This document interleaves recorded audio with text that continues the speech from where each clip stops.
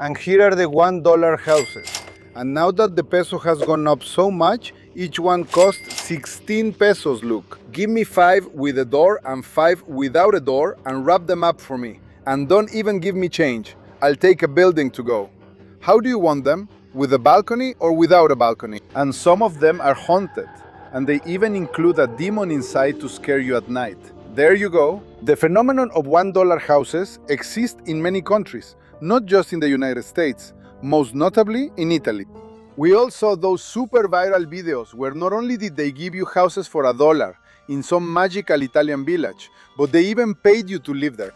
The intention behind this is the same, to attract people. In Europe's case, it's the lack of children. As the older generation passes away without leaving children behind, the cities become empty. In the case of the United States, it's not because of a lack of children. It's mainly because of the high crime rate. People are leaving and jobs are also disappearing, leaving entire neighborhoods almost empty.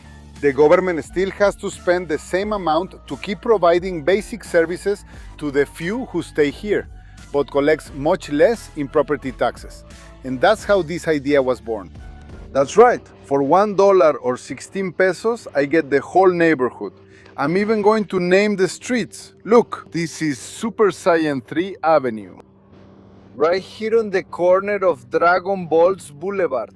Already fixed up by some fellow countrymen, some Spanish-speaking brother. It's going to look like this, look. I'm up for it. Wow, hey, look at you. A name, right? I sure want like 50 of these. Yeah, at $1 I could buy the whole city. Yeah, I'll buy it. There it is, 5 to go. Keep the change. 5 to go? Yes, yes, yes, yes, yes. Yes, yes. You buy the whole city and name it Satan City, yes. Well, now that they're finished, look, even I feel like it. At $1 each? Wow. Give me the whole neighborhood to go. I establish my own City, Sajajintana City. Wow. But if these houses are so cheap, why doesn't anyone buy them? Let's see. Just the investment to make these houses livable again is over $100,000. And on top of that, there are more than $50,000 just in taxes and debt. And the worst part is that your investment in this house would already total $150,000. To make a bit more money, you'd need to sell it for over $200,000, which will be a problem since the area just isn't worth that much. I mean, the houses won't be able to sell, even if the house looks nice. No one will want to buy it because the area is dangerous. Let's see, let's do the math. You pay $50,000 per house in taxes owed by the previous tenants who left without paying, and for the time it's been vacant when the property taxes weren't paid. Remember, in this society we pay rent to two people, the owner of the house and the government. $100,000 to rehabilitate it, plus $1 you paid for it, gives us $150,000 and $1 for each house, which you can't sell for more than $50,000. And that's if the government can keep providing basic services. If more people leave, they won't be able to anymore. What's the point of having a newly renovated house if it won't have water and electricity? When you add in the time, the stress, and the risk, you definitely lose. Basically, what the county or the city is doing is getting rid of the problem and passing it on to someone else. So when you take on that problem and realize how things really are, and that you need to invest a lot of money to make it livable, most likely you'll have to tear down the house, the lot will remain vacant, you'll get this ticket because you couldn't rebuild it, and on top of that, you lose your investment and the dollar also, of course. The worst part of all. I mean, you're basically doing the government's job with your own money. They would do it with tax money, which isn't even theirs. And once the house is rehabilitated, once it's livable, you're going to pay more property taxes. They're saying, what if instead of us spending, we let some other fool spend? Let's see which little sucker dares to do our job. The purpose of this program is to turn neighborhoods into places like this. Look, beautiful, livable, with green grass, with people smiling in their windows, with children playing on the sidewalks, with childhood memories being made here. There are houses that are nice, well maintained. There are some that are kind of a little rundown. It looks safe. There are one or two little vagrants around, the kind who sell drugs. If you want to buy one of these houses for $1, you have three main obstacles. The renovation work is a huge job, and not just anyone knows how to do it. Even if you hire someone to do it for you, a contractor, plumber, electrician, you still need experience to supervise. The cost is high, honestly. We are talking about tens of thousands. And finally, safety concerns. These neighborhoods are not safe. I don't like to speak badly about the places I go to, but they really are unsafe. There you have it, the cost, the risk, plus the crime. Let's look at all three. Let's start with safety concerns. That's the Baltimore police, looking around to see who they're after. That place is already sold, look. Sold. But I don't know if you guys also want to take the seller who's right here in front, in the red car. Here, look, this one was renovated and rented out. There's the sign, and it's next to these that are going to be demolished. Look, we're just steps away, just steps from downtown Baltimore. If you walk down this street, you'll reach the business district. All the way down this street is full of the $1 houses. There's a lot of criminal activity in this neighborhood. A lot of drugs, many people struggling with addiction, homeless, a lot of homelessness. There has been a very big decline in American cities. They used to be the dream of almost everyone in the world. And look, me, I'm from Chiapas, the poorest state in Mexico. If someone asked me, do you want to live here? The truth is, no. I find it incredible, unthinkable, unimaginable that someone from the poorest state in Mexico would prefer to live there rather than here, in one of the capitals of American power. We basically had to run out because the guys, the businessmen on the corner, were already seeing us as competition to sell their product. Yeah, it's really hot around here. I had to go over and tell him to move because right on the corner there was a group of about 5 guys who were already yelling things at him, you know? Yeah. They were saying things to me, but I thought, no, it's better to just play it safe. Let's continue with the renovation work.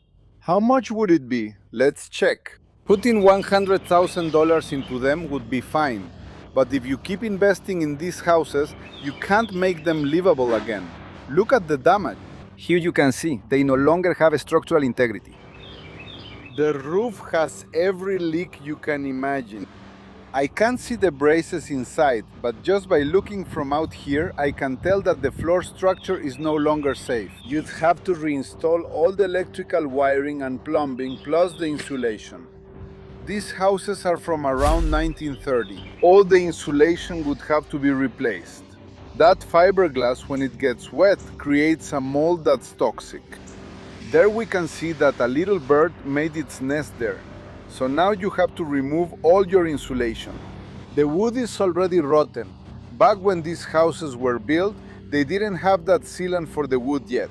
The roof as well. Look, the waterproofing layer was really thin. No, seriously, look at that, man. What is that? For those who were wondering if Firulais is better behaved in the first world, well, he's not either. Look at him. And here it says, no trespassing. For those who don't know English, no trespassing means that you shouldn't go in groups of 3.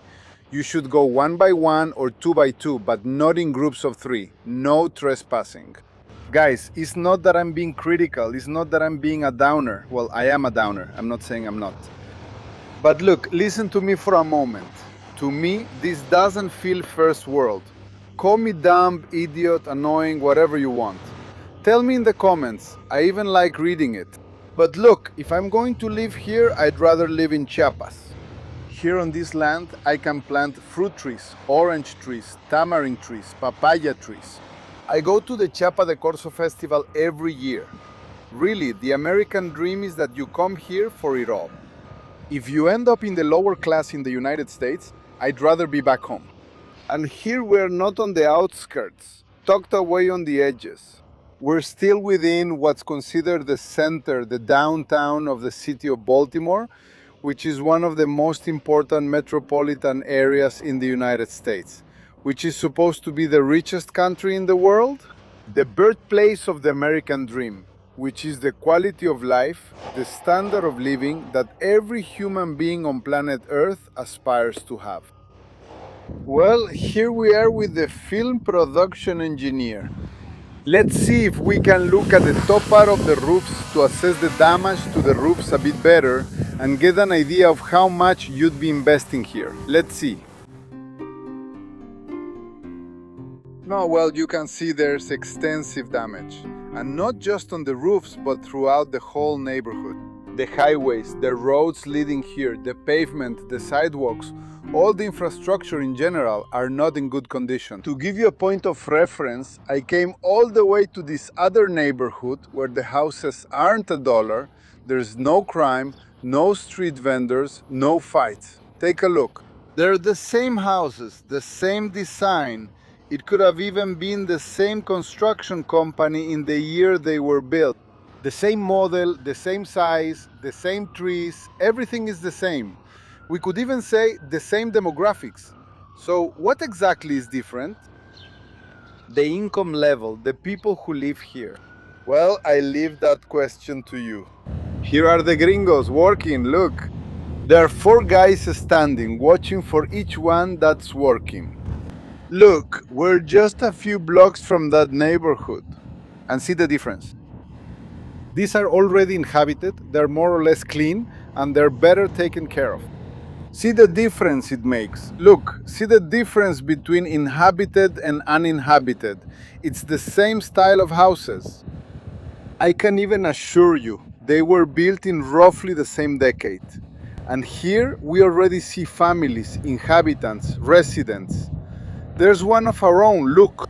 No matter how ugly or destroyed the house is, no matter how much investment it needs, in a neighborhood like this one, of course I'd go for it. I'd buy 3. And finally, the price. Not everyone has $150,000 to invest.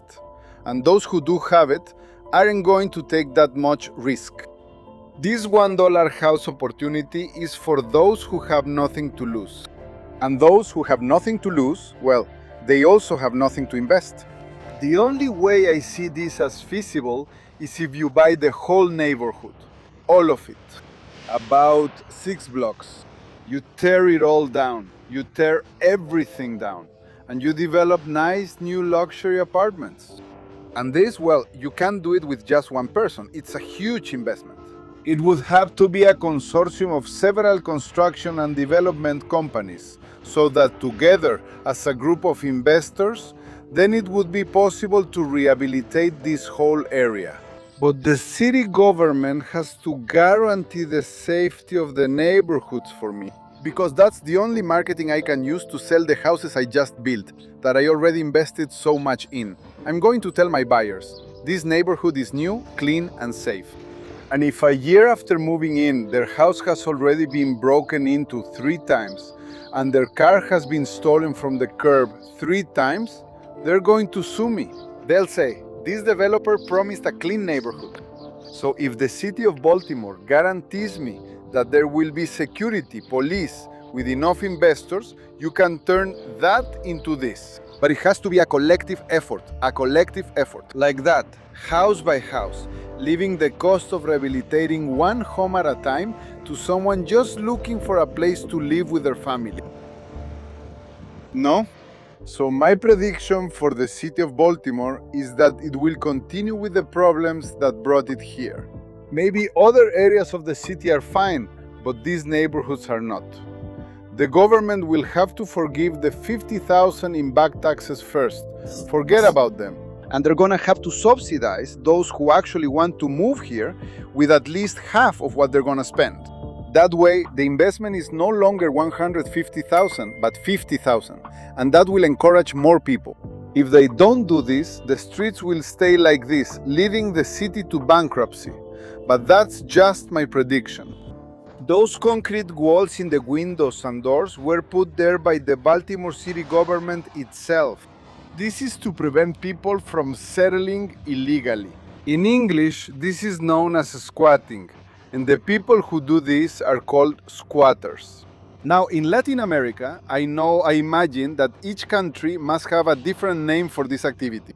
From the part of Mexico where I'm from, Chiapas, we informally call them paracaidistas, and formally illegal settlements.